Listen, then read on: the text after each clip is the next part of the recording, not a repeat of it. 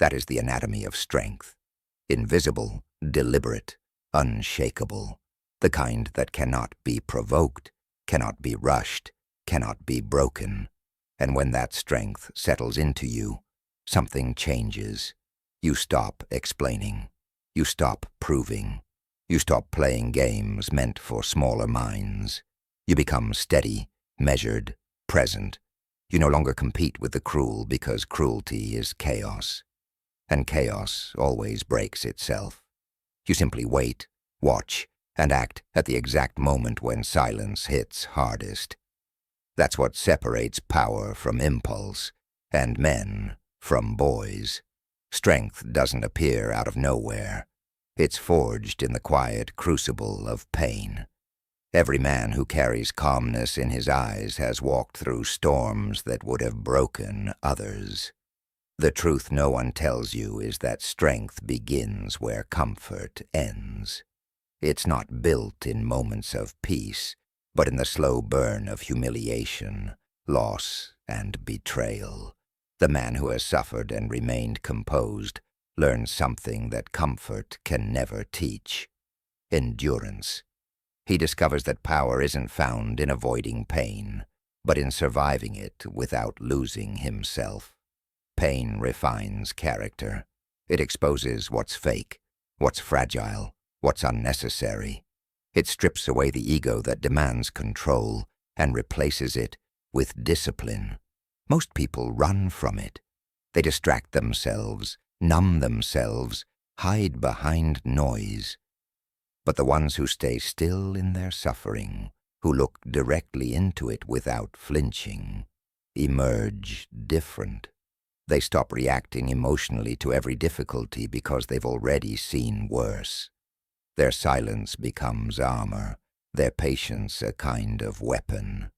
Pain, when endured consciously, doesn't make you bitter. It makes you stable. There's a strange kind of transformation that happens when you realize pain can't kill you. The fear that used to rule you begins to fade. You stop chasing comfort. You stop needing approval. You start valuing peace more than pleasure, discipline more than desire. And that shift is what turns a man from reactive to composed. When you've been broken and rebuilt yourself, you stop needing validation for your strength. You simply are.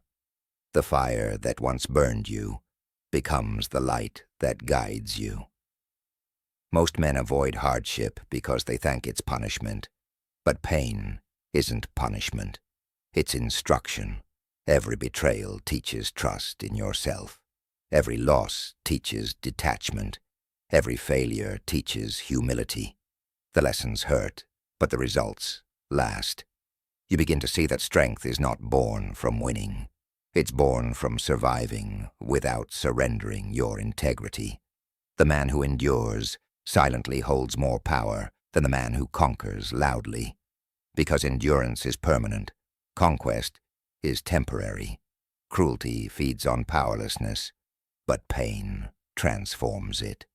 When you faced darkness and didn't become it, you gain something cruelty never will: control. You no longer need to inflict pain to prove dominance.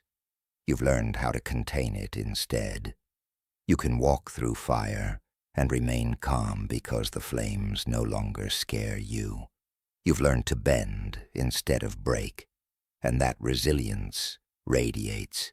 People sense it in your posture, your tone, your silence. They can't explain it, but they feel it.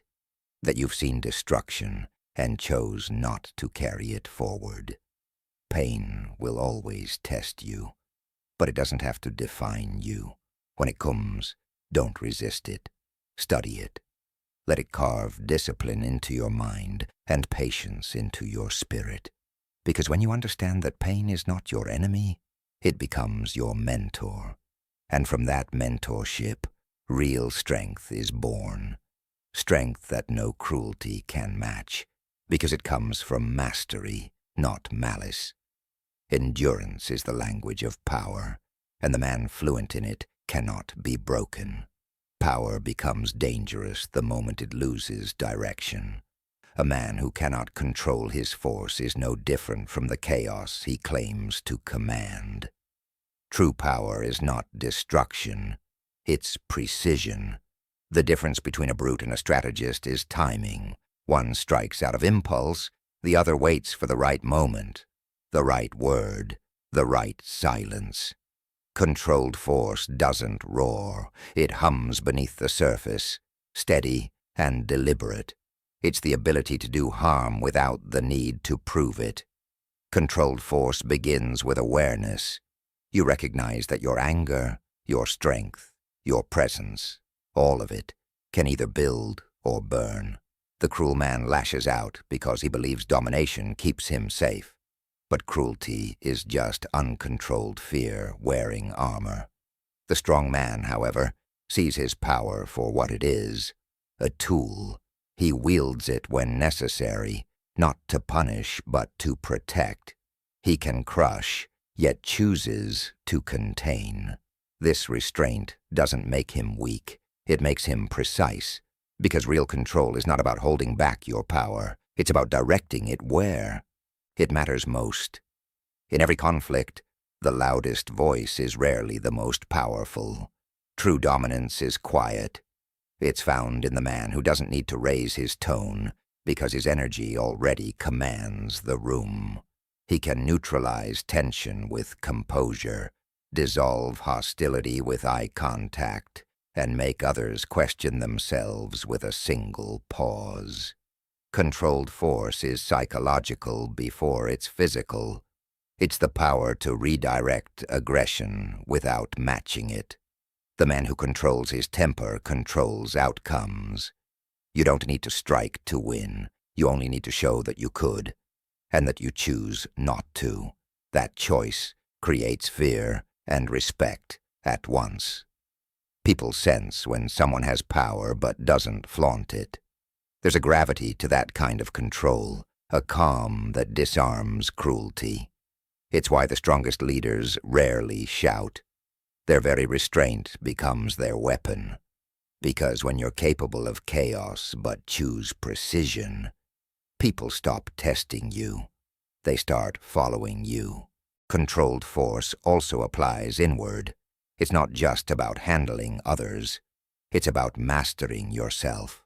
You must train your instincts to obey your intention. Every surge of emotion, every impulse to react, must be filtered through purpose. You stop fighting for ego and start fighting for principle. You learn when confrontation serves growth, and when it's just noise. When to push, when to pause. Every action becomes measured, every response intentional. There's power in silence, in letting someone underestimate you until they reveal their strategy. There's power in walking away from provocation, because you know attention is the currency of weak men. There's power in being gentle with those who fear you, and firm with those who test you. This balance between potential for violence and commitment to peace is where mastery lives. To be strong without cruelty, you must carry fire without letting it consume you. You must learn to hold a blade without the hunger to use it. When you do, your very presence becomes discipline embodied. People won't just respect you, they'll measure themselves against you. Because true power isn't about how hard you can strike. It's about how perfectly you can control when, why, and if you ever need to. The man who learns to control his power eventually discovers a deeper truth. Compassion is not weakness. It's proof of mastery. Only those who understand their capacity for harm can choose to be gentle. The naive are kind because they know no better. The strong are kind because they could be cruel. That's the distinction that separates a boy seeking approval from a man who commands respect. Compassion, in its highest form, isn't softness. It's deliberate restraint. It's the art of choosing peace not out of fear, but out of power. When you've seen what you're capable of, mercy changes meaning. It's no longer an emotional reaction. It becomes a calculated decision. You forgive because you understand, not because you're afraid of conflict. You help because you want to, not because you need to be liked. You protect because it aligns with your principles, not because you crave gratitude. The strong man's compassion has boundaries. It's measured, focused, intentional. He doesn't pour endlessly into those who drain him. He gives to those who grow from it.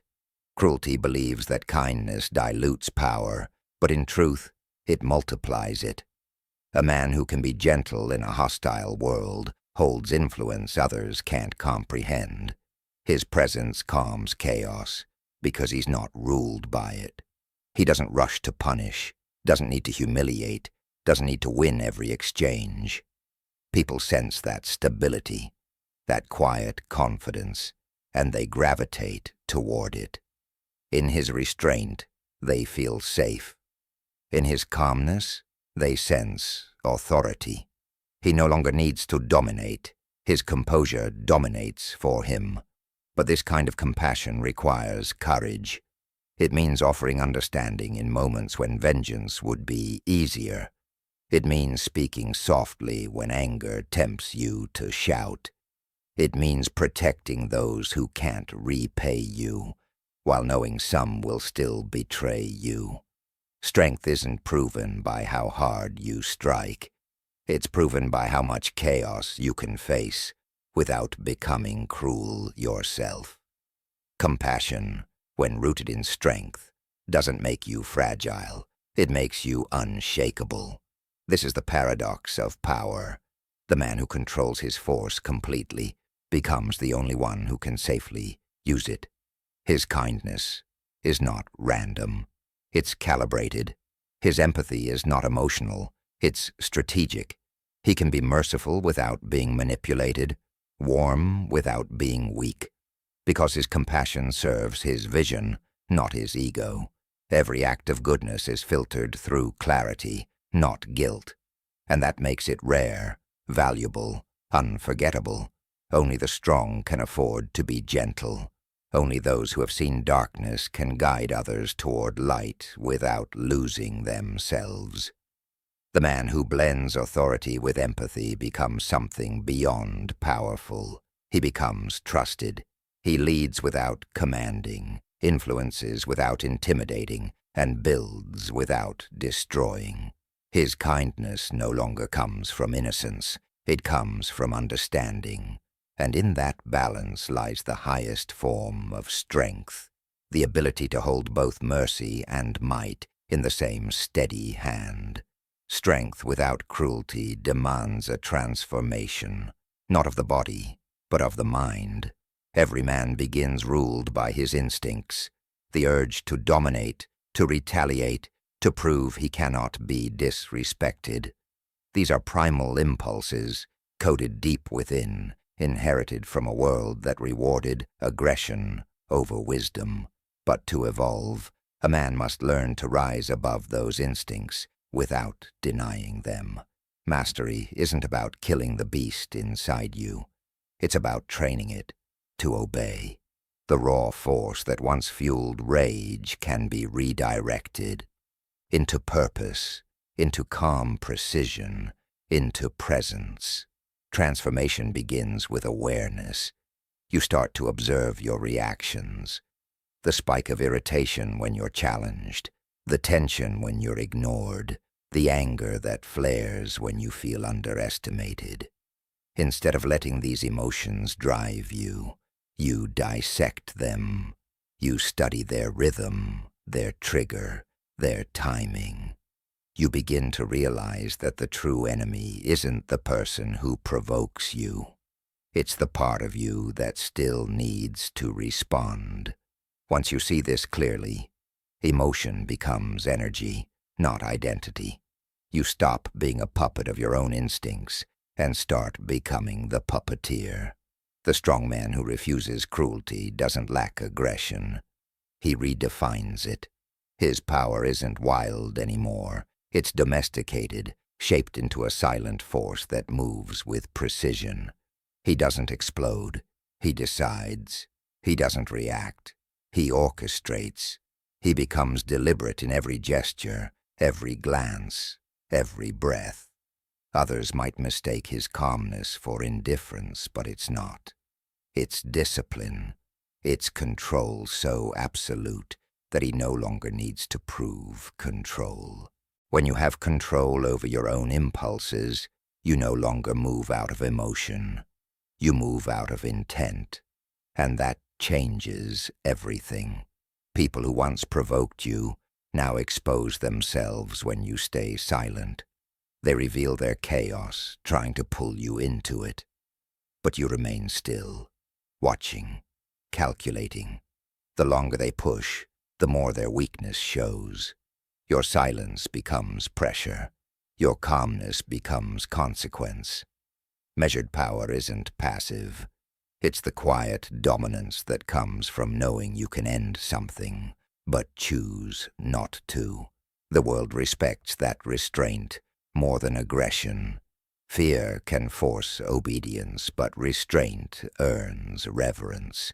When you stay collected under attack, people instinctively follow your lead, not because you demand it, but because stability attracts loyalty.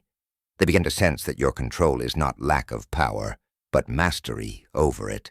And mastery, unlike cruelty, doesn't fade. It builds legacy. The cruel rely on chaos to stay relevant. The measured create order that lasts. Cruelty burns fast. It commands through tension. It rules through fear. But fear has an expiration date. Measured power, on the other hand, endures. It doesn't depend on external validation. It's quiet, self-sustaining, and unshakable. The man who embodies it doesn't need to remind others of his strength. His mere presence reminds them of their limits. He rules through balance, not pressure, through precision, not noise. Restraint is the final test of strength. It's easy to fight when you're angry. It's harder to stay still when provoked. It's easy to destroy what you can't control. It's harder to build what you can't own. The cruel choose the first path because it's simple. The strong choose the second because it's eternal. When you act with measure, your actions carry weight. Your words strike deeper. Your calm unnerves the insecure. People may not understand you, but they'll respect you, even in silence. Measured power is the bridge between strength and wisdom. It's how kings rule, how leaders endure, how empires survive. The man who practices it no longer competes with chaos. He commands it. His calm becomes the axis around which others revolve. He doesn't waste energy proving himself because he is the proof. And when he finally speaks, people listen, not out of fear, but out of recognition that what he says matters. Because his words, like his actions, are rare, deliberate, and final. This is the law of measured power. To be capable of everything, yet ruled by nothing. To have the will to act, but the wisdom to wait. To live by choice, not impulse. In a world addicted to noise, your silence becomes law, and your restraint, the purest form of command. Every form of strength comes with a price, and the higher the mastery, the heavier the cost. To be strong without cruelty means carrying the burden of restraint in a world that worships reaction. It means being calm when others demand chaos, silent when they provoke noise, merciful when they crave vengeance. It's a lonely kind of power, the kind that earns respect, not applause. Most people won't understand it. They mistake your stillness for distance, your patience for passivity. They'll never see that the peace you radiate is not comfort, it's control. The man who chooses not to be cruel walks a harder road because he refuses to let darkness dictate his nature. The world will test you for this choice. You'll meet people who mistake kindness for weakness and silence for permission. They'll try to drag you into battles that mean nothing, provoke you to break your composure so they can feel powerful.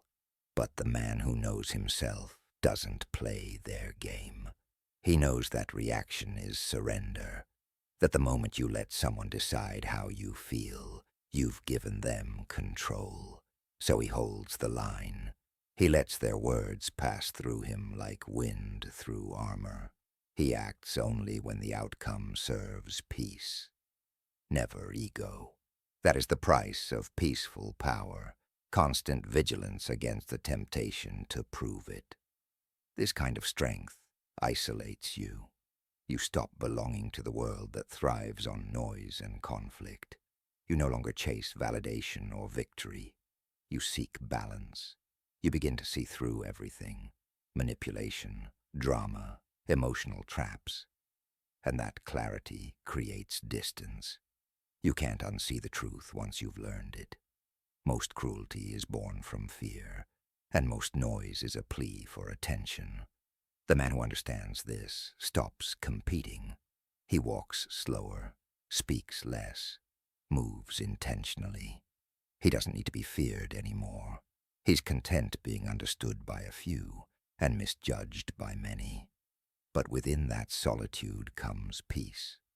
Not the fragile kind that depends on others behaving well, but the kind that no one can take.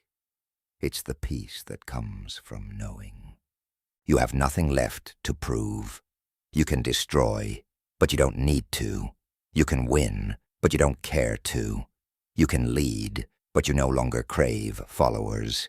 You've outgrown the need to dominate. You've mastered the need to be. That's the highest evolution of strength. Power guided by conscience, ruled by calm. This is the final truth. Cruelty is the crutch of the insecure. Peace is the weapon of the wise. To be strong without cruelty is to exist above conflict. To be untouchable, not because you hide, but because you've become self-contained. The world may never celebrate that kind of man, but it will always feel his presence. He leaves no scars, only silence. He rules nothing, yet nothing rules him. And in that stillness, the story ends cold. Be strong, but never cruel, because cruelty is the proof of those who've already lost control. Strength today is often mistaken for volume.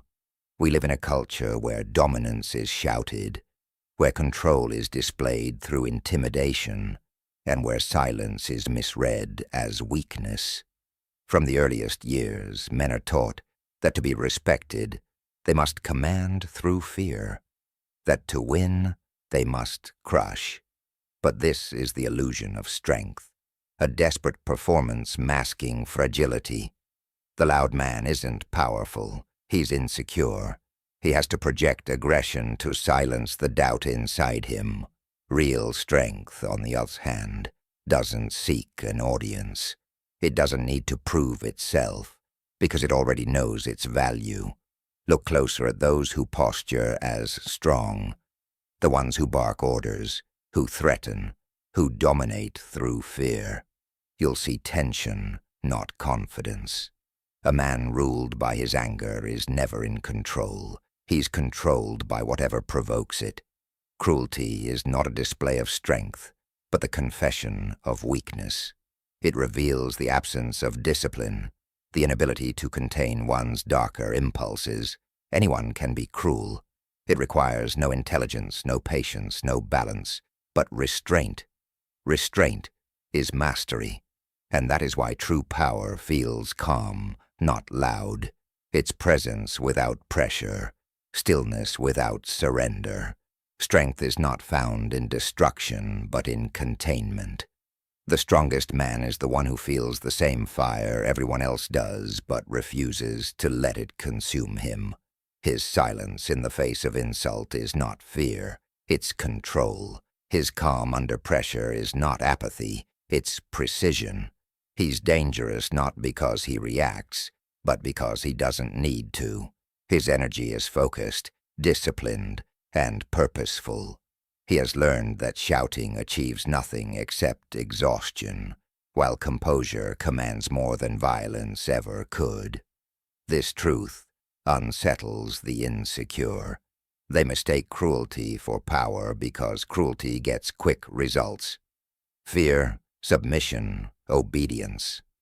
But those results don't last. They come at the cost of trust, loyalty, and respect. Fear fades. Resentment grows. And when that happens, the cruel man must keep escalating his aggression just to maintain control. Eventually, he becomes a prisoner of his own power, chained to the very image he created.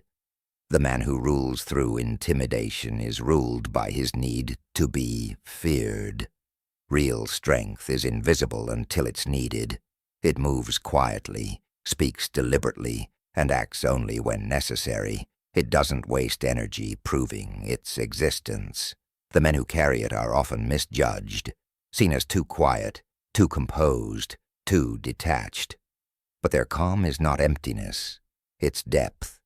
They understand what most never do. That gentleness is not the absence of power, but the evidence of it. Because if your strength requires cruelty to exist, it was never strength at all. It was insecurity dressed as dominance. The man who can fight but chooses not to, who can destroy but prefers to build, who can lead without fear, he's the one who holds true authority. And when he walks into a room, he doesn't need to demand respect. The silence around him does it for him. True strength is not born in muscle or volume. It's born in control. Power, in its purest form, is psychological. It's the quiet dominance that comes from mastering your impulses, your words, and your energy. Most people believe that strength means acting. Striking first, speaking loud, never backing down. But that's just motion, not mastery. The strongest man is not the one who moves the most. It's the one who chooses when to move, and more importantly, when not to. Strength is not in reaction, but in restraint. Inside every man lives a storm. Anger, pride, desire, fear. These are not enemies to be destroyed, but forces to be governed. You cannot kill instinct. You can only discipline it. The man who tries to suppress his emotions becomes hollow. The one who controls them becomes formidable.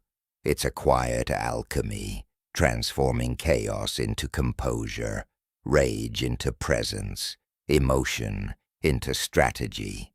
That's what the ancients called self-mastery, the art of ruling the inner kingdom before ever touching the outer one. True strength is invisible to the untrained eye. It doesn't flex, it listens, it doesn't dominate, it absorbs. The powerful man studies before he acts, because understanding always precedes control. He knows that most battles are won long before they begin. Not through aggression, but through awareness.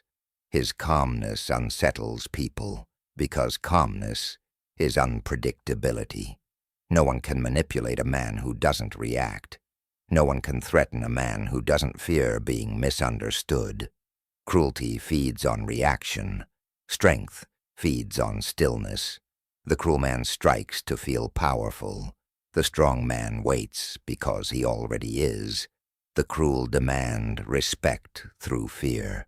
The strong command it through consistency. Real authority doesn't come from making others submit. It comes from being the one they look to when things fall apart. The cruel crave control. The strong create stability. This is the difference between dominance and leadership. One takes from others, the other builds within himself. If you watch the most composed men, the generals, the strategists, the thinkers, you'll notice a pattern. They rarely show emotion. not because they lack it, but because they've weaponized it. Every word, every silence, every gesture is intentional. They've learned the secret truth. Power that must be proven is already lost. The moment you need to display it, you admit uncertainty in it. True strength is not about overpowering others. It's about mastering the only person you can truly control: yourself. When you stop reacting to the noise of the world, you start bending it. When you stop needing to be seen as powerful, you start becoming it.